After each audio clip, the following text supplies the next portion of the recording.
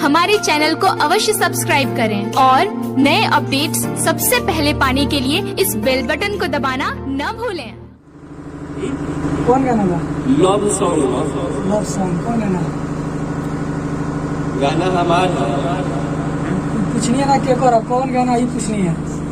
गाना के बोल रहा सातों जन्म रानी तू हमार बन के आइयो सर्दी वर्दी भइल बने पियवा के हमरा बगिया में तू बहार बन के आइयो सातों जन्म रानी तू हमार बन के आइयो।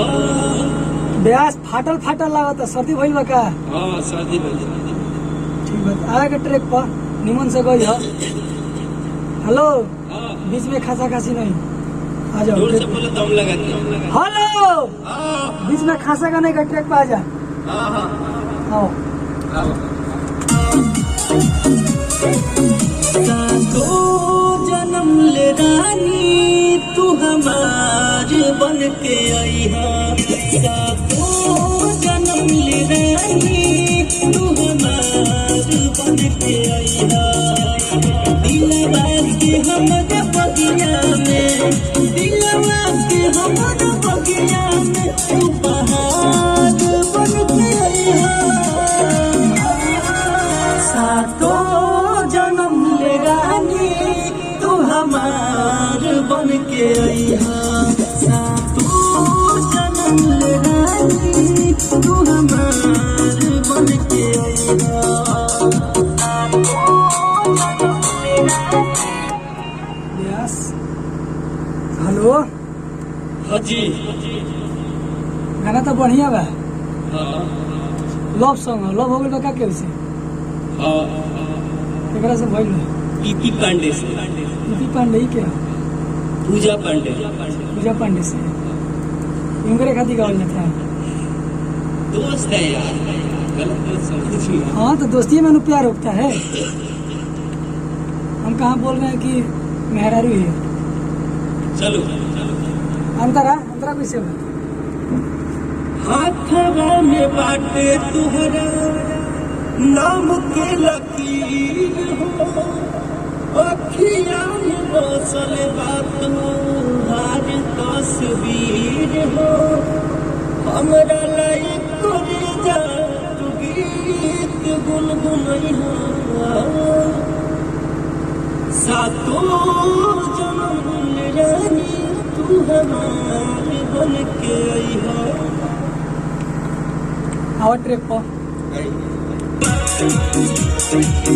हाथवा में बाटे तुहरा नाम के लकीर हो अखिया में बसल बातो हार तस्वीर हो अखिया में बसल बातो हार तस्वीर हो हाथवा में बाटे तुहरा नाम के लकीर हो अखिया में बसल बातो हार तस्वीर हो हमरा लायक कोरेला हमरा लायक कोरेला तू गीत गुनगुनई हो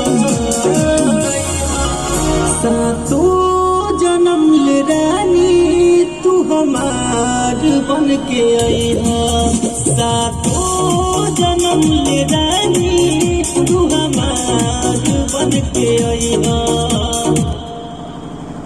अच्छा 7 जन्म ले का करवाता नहीं फेरोट बदलत करत रहा बाबू अच्छा नहीं।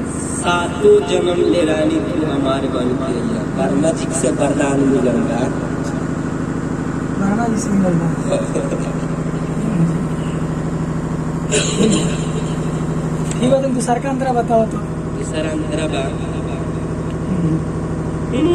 तोहरा के मंगले बनी हम भगवान से सच हूँ सुनर बड़ू जाने तू चान से सोनी राहुल के सपना सोनी सतीश के सपना तू प्यार से सजैया सातों जन्म रानी तू हमार बन के अइहा। कब चांद पर गइल बड़ा चांद पर मोबाइल बनी पिलर उलर दे के छोड़ यही सन तरह पता कि चांद से सुंदर भी है ना। आओ देख पाएगा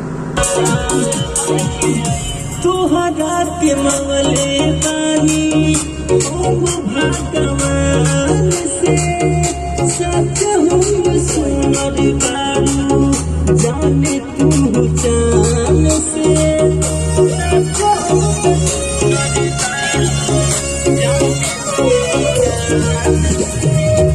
तोहरा के मंगले बानी ओ भगवान से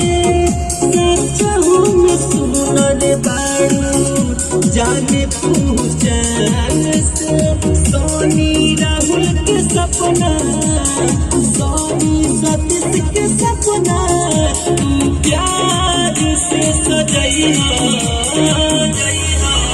सातों जन्म ले रानी तू हमार बन के अइहा सातों जन्म ले रानी तू हमार बन के अइहा।